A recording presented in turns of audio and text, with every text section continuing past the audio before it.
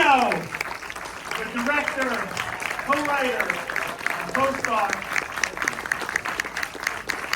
Angelo? And Kyle Marvin, the co-writer, and Gene Steeler. Wife Steeler. What'd you guys think of that movie?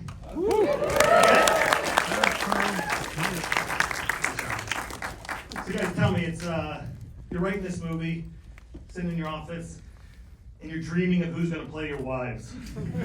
Did you have what's the process to get from that to the hottest actresses on the planet? You can take that one. Yeah, I mean, there wasn't really a list. It was sort of just like, if Dakota would do it, that would be great. And she I always imagined her living in a Hamptons-y house, just sort of being like, kind of moderately enthused by the husband she's with, like just like embodying a character like this. I don't know, we met her and she was like really into the idea of working together, so we sort of wrote the role for her. You know, we sort of catered toward what we thought she could do well, and she's just so funny and like got that sort of dry, quick, sharp, wit. And Audria was just, we kind of discovered Audria in the last couple of years and fell in love with her on screen, and then when we met her, we were like, holy shit, she's like, we're just scratching the surface of what she's capable of. Like, even this film doesn't even come close to like what she's gonna do in the next couple of years. She's incredible. So I echo. Kyle just said yes. Yeah, good. Kyle's like, I'm down. I like that. Let's do it. This movie feels like a reaction to something, right? Like it's pushing boundaries in a way that haven't been done in a while. How would you talk about like the idea of this movie and the making of it as a reaction to like cinema at this stage in American cinema? I mean, I guess we react to it only because we just are watching a lot of stuff. But I think really we were more inspired. Is it still working? Oh, there it goes. It was we were more inspired by movies from the 70s. So it's almost, that was sort of our reference. It wasn't really contemporary cinema. We were watching movies from the 70s. That is the reaction. I guess that's the reaction. The reaction is we weren't seeing movies like this right now. And I think we very much talked a lot about like just making something that was wildly entertaining and surprising at times and exciting for us. And like that sort of blended, that on paper looked like a certain type of movie, but had the ingredients of I don't know, those movies that we used to go see in theaters in the 90s, like the Farrelly Brothers movies, and those slapstick comedies that were just like where you'd be dying laughing in theaters, but like with our sort of sensibility, oriented around character. But we also did a movie called Decline before That's coming this. next. We'll get to it. No, but I'm saying, and in that movie, we learned that audiences are smart and don't have to be fed every exposition possible, and that it's fun as an audience member to sit in a scene and go like, wait, what? And not know everything coming into the scene and be surprised, and they really understand the little things that we hide in the movies they can pick up on. So it was something we did in the first. And then we made a movie called 80 for Brady where we treated the audience like they were a little stupider. But genuinely, like it's like you get the notes and they're like, no, dumb it down, explain it, and it's really interesting to like, because I actually think that 80 for Brady's good, by the way. Yeah, I haven't seen it. I like it. It's a fucking good movie. Yeah, but Kyle's director cut of that film was like really pretty great, and there's just something interesting about like treating audiences as though you're the audience, and that they're like, to Kyle's point, they're smarter than they are, because I think Right it there, just you can elevates. just say you. No, but I think it just elevates the Oh, yeah. experience. It's like it creates like an active experience, and I just get bored in movies sometimes. So we didn't want to make something that would be boring for us. Well, talk a little bit about the tonal kind of like line you're walking, because it's obviously screwballs thrown around a lot, but there's also a lot of heart. I find myself tearing out the parts. I'm an emotional guy. You are. But is that something you've seen? Is that something that's on purpose, and you're trying to like dig out the emotional cores of these characters? And what is that like in the edit room when you're like trying to balance these two like extremes? ¿Me mandas? Well, I think that's the tightrope walk that we're constantly doing, from script. You know, we'll write a scene that reads really broad, and then we'll have to like assure everyone, we're like, no, trust me, we're gonna pull it back. And then in the performance, everyone is sort of like, we're trying to play it for real. So the idea is never play it for comedy. Don't ham it up, don't wink at the camera, just experience the situation that the characters are going through, and hopefully that will be funny. And then when we're in the edit, it's truly just like, oh, too much. Like we're always trying to see if we cross the line and we're gonna ruin the movie with something that's too big and too outside the world, or too sort of saccharine and emotional. And so sometimes it's like there's a really saccharine scene, and we're inserting a joke to let take some of the, you know. I mean, one of the most saccharine potentially scenes is when Kyle's confessing his love for Dakota, and he's got these fucking eyebrows drawn on, and it's just like in that moment he can say anything he wants to, and it's already funny. Yeah. I'm just a clown. But I sort of love, but you know, to that point, there's something just exciting about combining these two things, like combining like absurdist, almost farcical comedy at times with like real emotion, because you're like, whoa, like what am I supposed to feel? And to us it got exciting because we were going like, oh, we're playing in like a fun tone, you know what I mean? 100%. I think it's one of the magical things about the movie. And this is the question that's written down.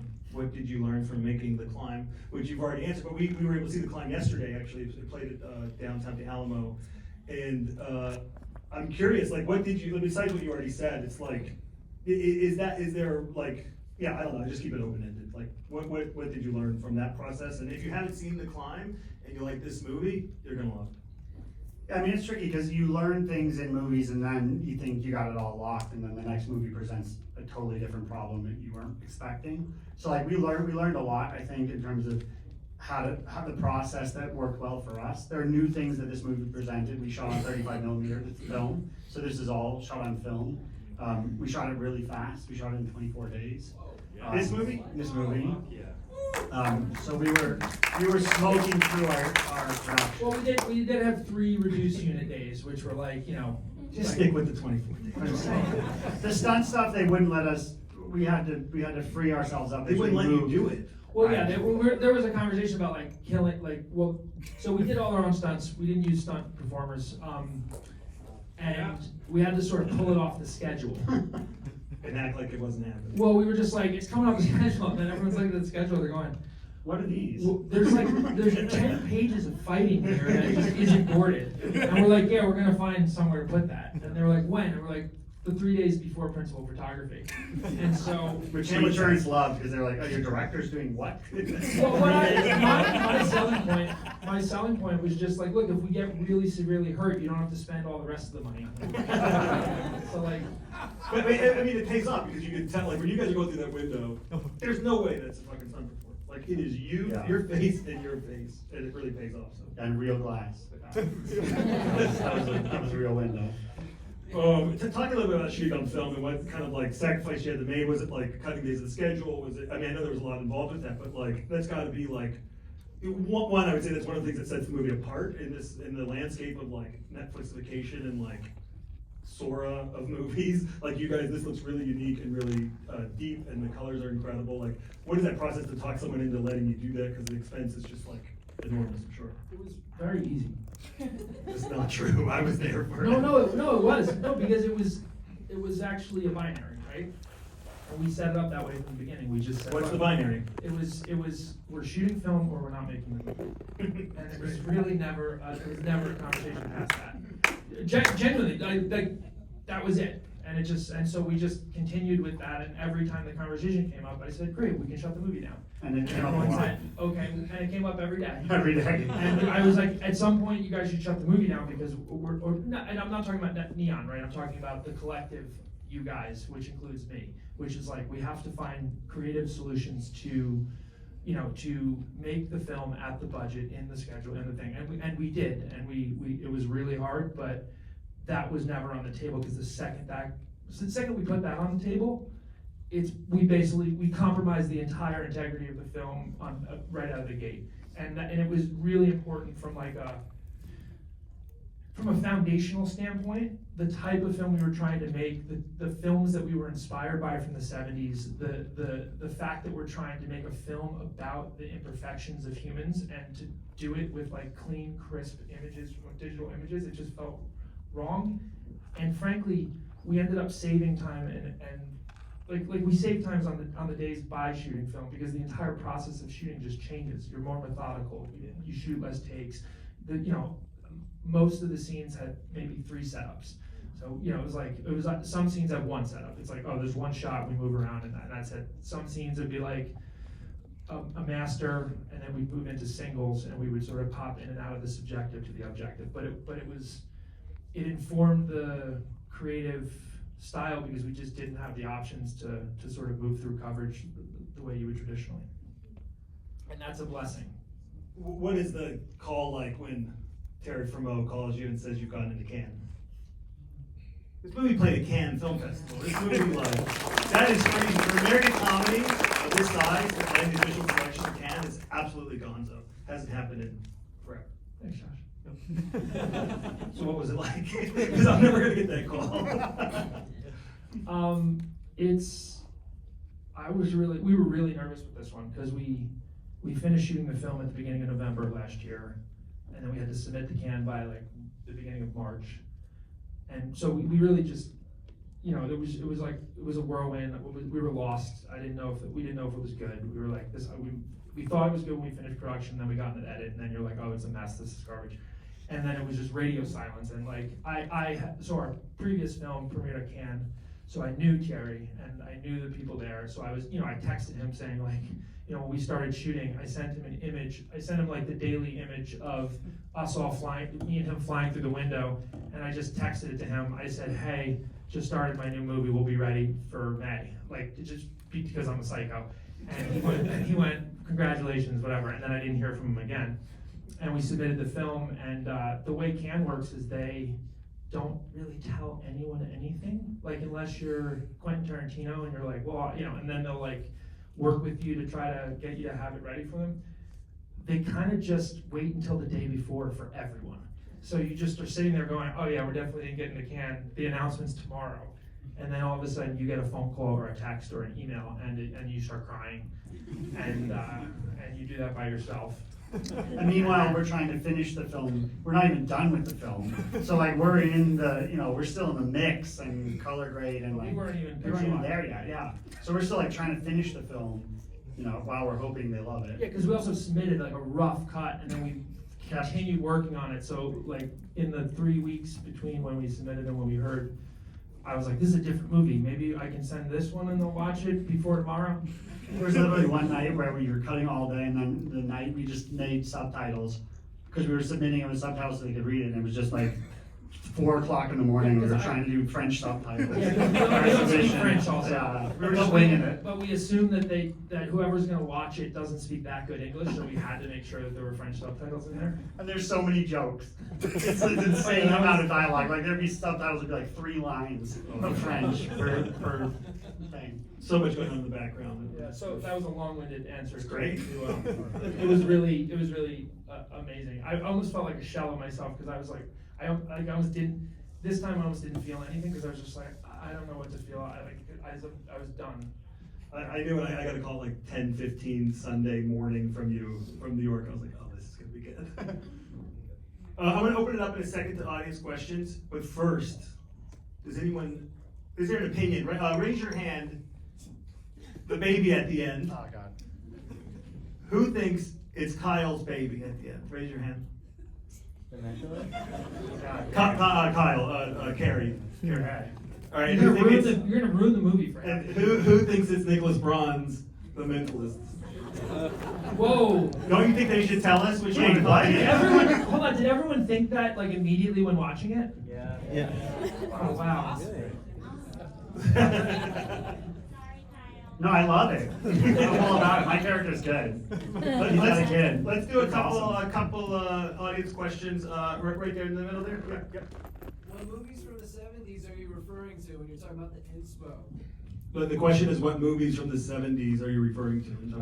American films, like Arthur Hiller, like The In-Laws, Paul Mazursky, Bloom and Love, obviously Bob and Carl, Ted and Ellis. But really for us, we were like, when Kyle and I are like going into writing a movie or making a film, we're very, we sort of immerse ourselves in like a certain type of cinema. And in this case, we watched some French, but a lot of Italian cinema from the 70s. So Lena Wertmuller, like Seduction of Mimi. Masterpiece. Seven Beauties. Seven Beauties, and then like Divorce Italian Style, Seduced and Abandoned. The Magnificent Cuckold, if you haven't seen that movie's amazing. It's crazy. The Pizza Triangle is incredible. That's a fake Bola. movie. That's a fake movie. What? That sounds like a fake movie. Okay, well, it's called Drama de Jealousy. It's called a Drama of Jealousy and Other Important Things. But the English title in America, they changed it to The Pizza Triangle. Some marketing executive was Because like, it's a "Ah, love triangle between three Italians. I think that's extremely racist. Oh, and what's the Italian title for Seduction of Mimi? Do you know? Mimi Metallurgico. Mimi, the metalworker, wounded in honor. Yeah. It's very good. Yeah, go ahead. There were a lot of like really beautiful extreme close-ups of your four leads. Was that an intentional decision while you were shooting, or did you discover it like in the editing process? Like, wow, Dakota looks really good. Her eyes are popping. Kyle's eyes are popping. Oh, thank you. Ocean eyes. Mike looks good too. It's No, I am the anti-close. Trust me, the only reservation I had about close-ups was the fact that I was acting in this film. Genuinely. When we did the camera test, we had to choose lenses. Like, we couldn't use certain lenses because of my face. But to answer your question, it was intentional. Those choices were very intentional in terms of you doing inside coverage like that close was absolutely. We were also on like 21mm lenses, so like it was very intentional to be on wide lenses, sort of distort the features a little bit and get really, really close, because it felt like you're getting in an intimate place where you're seeing people in like a really different way, and then constantly juxtaposing that with like wide objective shots that sort of you see the absurdity of these characters and these people. So it's like, I don't know, and that sort of, I think, plays to the ideas of like we get lost in our own emotions and stuff as characters, and then we get swept away, and then all of a sudden we pop out and we realize like, what the hell is this situation I found myself in? And so constantly like playing with objective, subjective, and perspective through scenes was sort of what Adam Newport-Barrow was the cinematographer, and we just constantly were talking about like perspective. It was just like, what's the perspective in this scene? Who's, and that was one way that we also didn't have a lot of time for coverage. So. Last question is for ladies only. Go ahead. There's so much physicality in this movie it's amazing you guys did all your own stunts, but I would love to hear about kind of like the blocking and, the kind of like reveal of all of the X's like in the apartment and the lighting shift and all of those shots were so incredible. So I was wondering if you could talk about that. And obviously, I mean, the kind of opening fight scene is pretty iconic and probably took a lot of planning. Yeah. Well, on the lovers montage, we call it, that was always in the script. We loved the idea of a guy having to move back in and there being no walls. That was always a thing, like, oh, you move back in and she's with her lovers. He didn't have to move back in. That's true. He chose. He chose to move back in, and there were no walls. And then that downstairs thing is a continuous shot. So we would change clothes off camera. As the camera started to move, everyone was flipping clothes on and off and trying to run to positions. So we tried to shoot that dynamically. And it's also a great way to let time pass and to not linger on all these kind of things. We just thought it was really fun. And we had a lot of great all those boyfriends are awesome performers. And so we just had a blast with them for that side. You want to talk about the fight?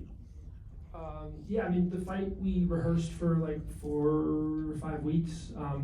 During prep, every night we would go to this climbing gym and we would throw each other around on the mats. We definitely broke whatever that thing you sign is. It says like no wrestling. We signed that and then we just went to the back and fought each other. Hours every night. We were in Montreal and I think they thought we were training to be amateur WWE. They would yell WWE every time we did stand-up parka. They just thought we were like we was kept crazy. being like, no movies. They were like, And we shot that, it's cut up in here, but when we filmed it, we shot that whole fight downstairs in a single take.